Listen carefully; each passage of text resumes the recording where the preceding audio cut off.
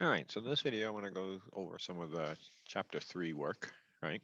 So I'm in the chapter 3 review assignment on Hawks.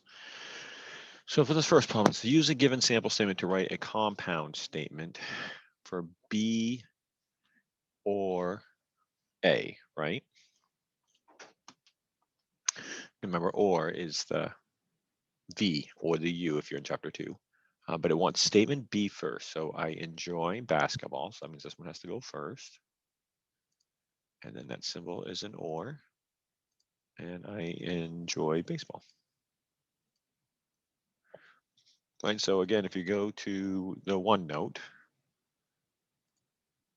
so let me go jump to that real quick, share. If you go to the OneNote here, chapter 3 logic statements, we have the little table that can help with the symbols again, as well as some of the negation problems. So I have this open on one screen, or if you want, you can print it out. And then I have my Hawks on another so I can work on the problems and have access to my notes, because you can use these notes on the test as well. So let's go back to Hawks. All right, so next. Right, so using the statement again, so this is the implies or if then, so you can see I already have the if then words in it. It wants A first, so I ordered lemonade. And then it wants not, that symbol means not B. So I did not order iced tea. All right, so our truth table. So you can see they've already built a little pattern that I said, and you can see the pattern they use is very similar to the one, actually it's the exact same one I told you in class, right? So for statement A, create a column for statement A, 4 trues, 4 false. Statement B, 2 in pairs, right? 2 trues, 2 false, 2 trues, 2 false. And then C, alternate. And that gives me all the possible situations I could find myself in. And now I just need to complete the table. So the first column is not A. So I just look at A. Let me bring up my pen so we can write on this so you can kind of see this thing. I look at not A, I look at A and I want not. So I just change all of those over, right? So that goes from true, I'll turn my capital, false, false, and that one's false, false, and then true, true, true, and true. Now we're doing what's in parentheses, so not A or B. So now I am comparing this row with this row, right?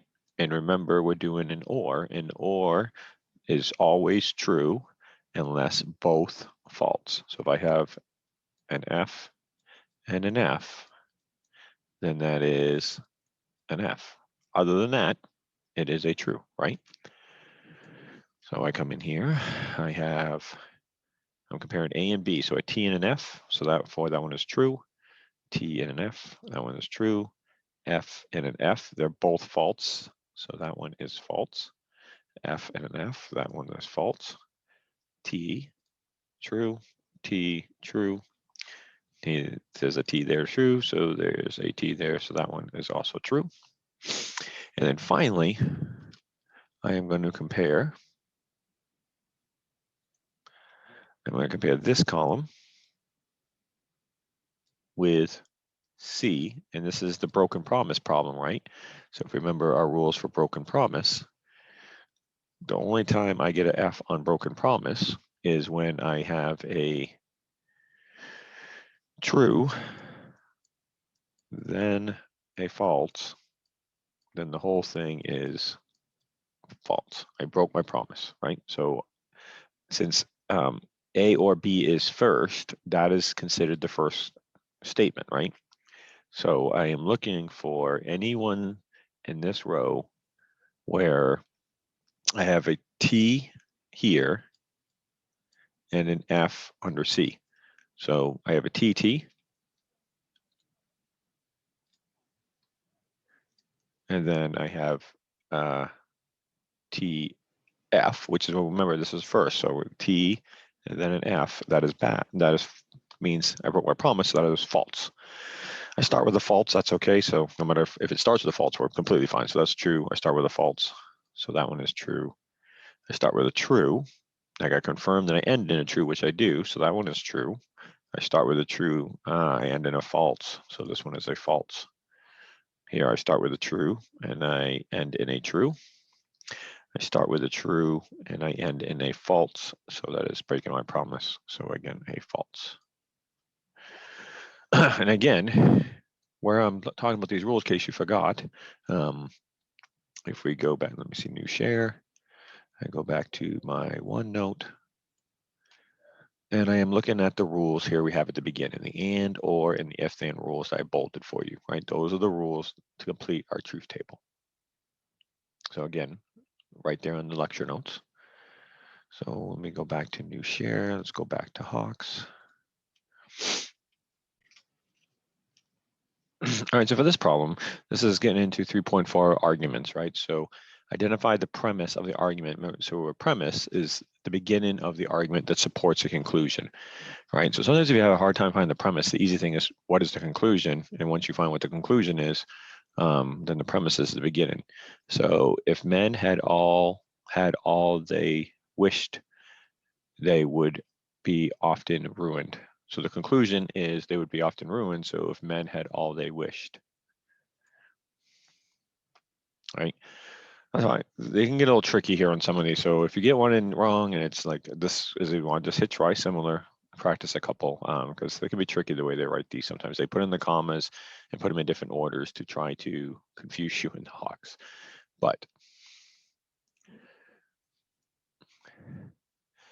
consider the following statement: if I have the flu, then I return. Then I stay home from work. Rewrite the statement using the alternate phrasing. This is kind of what we did in the first part of chapter 3. P will lead to Q, right? And so basically you're taking that and changing it will. P, Q, like I said in the alphabets, P is before Q. So the first statement is P. The second one is Q. So I will, if having the flu, then I will keep me home from work. All right, Demorgan's law. So Demorgan's law is, remember, adding the parentheses, but also changing the negations, right? So everything's going to change when you apply Demorgan's law going to the parentheses. So here I have a not P. So I put a not on the outside because that's what Demorgan's law has. Put in my parentheses. So the not P becomes just a P. My and becomes an or. Don't use the V on your keypad. Use the V, and I mean on the keyboard. Use the or symbol on the keypad. And then Q is not a not, so now I add in a not. I mean, it's one, the not key is over by the one key on your keyboard, and then I put in a Q. And so that's the key. So De Morgan's, I negate the statement by putting in the parentheses, and then I change the negation on the statement.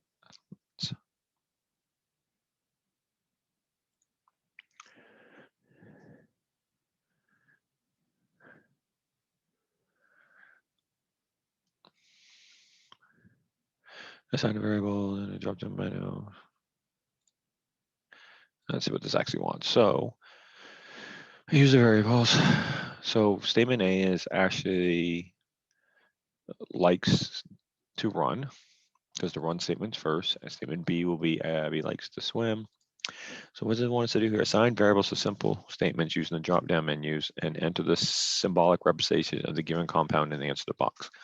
All right, so since this has a not in it, then I know this is going to be a not. Why did, oh, this is what we use. Oh, I guess now. So there is a not in the thing. For some reason, this one doesn't like me using the keyboard. So if that happens, then just use the keypad, because it's statement A is Ashley likes to run, but you can see Ashley does not like to run up here. Or is RB, and Abby likes to swim, so that is just B. All right, so the statements are without the nots and the symbols, right? So Ash likes to run, Abby likes to swim, so pay attention to that. And the drop-down menus kind of help keep you focused on that.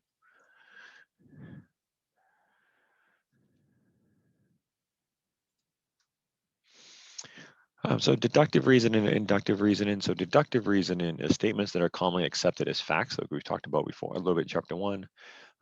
Inductive reason is where we take in specific examples. Again, some of these can kind of be argumentative. And then something is valid is if the deductive argument where the conclusion is guaranteed on the statements. So let's see if we can. Thanksgiving is always on a Thursday, right? That is a fact. Thanksgiving is on November 24th, right? So on whatever year they're looking at here, we'll take that as a fact. Therefore, November 24th must be a Thursday. So that is deductive reasoning, and it's valid because Thanksgiving is always on a Thursday, fact. Thanksgiving is on November 24th of this year. So we'll say that's a fact. And since these two facts, then this must be a Thursday. Again, some of those can be kind of tricky. Negation statements, right? So this is where we have to be careful with the wording. So again, if you go back to 3.1, I have the negation table. So 225 employees had their identity stolen the same day I did. So when you negate it, remember you want the complete opposite. So everybody has to be taken into account. That's just rewritten in a different order. 200, not the number of employees. Maybe there were 200. No.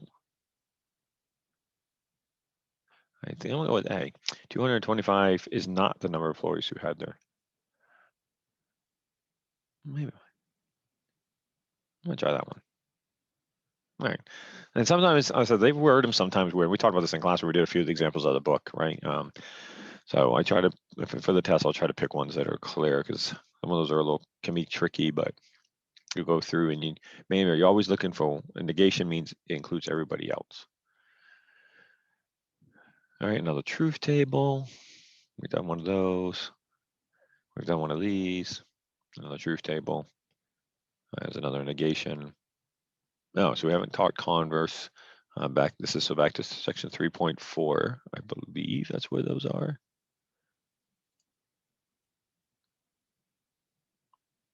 No, those are in 3.3. Right, so a converse statement. Okay, so let me bring up the notes so we can see them. Where's my share screen? There we go. New share, bring up the notes. All right, so using this table here, so conditional is P then Q. Converse conditional is Q then P, so they swap places, right? So this is, you can go back to watch the Zoom lecture on this one. So using this table, I'm gonna try to answer this question. So let's go back to the question here. All right. So if our firm, all right, so see they changed the statement. So A then Q, kind of this, P then Q, sorry, P then Q. So I'll write that on here so we can just see that real quick. So first statement is P. Our second statement is Q. So the order will help us with that table, right? If so, the firm does not do well this quarter, so we still have P first. Then we do not get our bonuses, so therefore we still have Q. So we're looking for the words not, so this is not P, and then this is not Q, and then it's an if then, so I put that in, and now I can look right at the table and see that this is inverse of the conditional.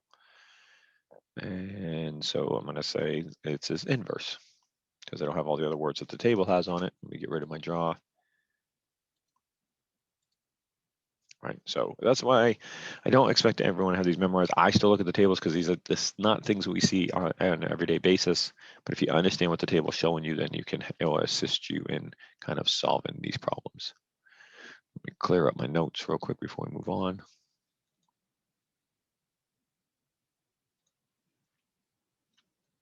I didn't clear. Thank you. I wish I could have my pen open and be able to still click on the screen. All right, so this is kind of like the conclusions, part statements we've done before. And then another converse statement. Using the letters, express the given compound in symbolic form, okay? So key here is you have an if then. A is still first. B is second, but it goes from with a not, right? So this would be A. And then the if then symbol, or the implies. And then because it has a not B, I click not B. All right, so definitely a lot of this you got to use your keypad for.